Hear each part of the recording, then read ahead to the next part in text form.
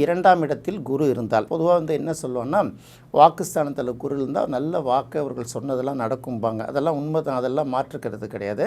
அதே சமயத்தில் அவரே தனகாரகன் அப்படின்னு ஒரு பேர் இருக்கிறதுனால தனகாரகன் தனஸ்தானத்திலே அமர்ந்திருந்தால் அவர்களுக்கு தேவையான அளவுக்கு பணம் வராது. பணம் வரும் எப்படின்னா அவங்களுக்கு எவ்வளோ வருதோ அதை விட செலவுகள் அதிகமாக இருக்கலாம். இன்னொரு பக்கம் பார்த்திங்கன்னா அவங்களுக்கு எந்த அளவுக்கு தேவையோ அதை விட சற்று குறைவாக வரலாம். ஏதோ ஒரு வகையில் பணத்தில் ஷார்ட்டேஜ் இருக்கும்.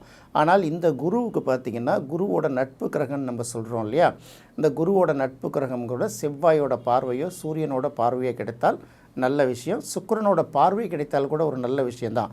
சுக்கிரன் சேர்ந்து தான் இருக்கக்கூடாதே தவிர சுக்கிரனோட பார்வை கிடைக்கும்போது அந்த குரு நல்ல இடத்துல வேலை பார்க்கும்.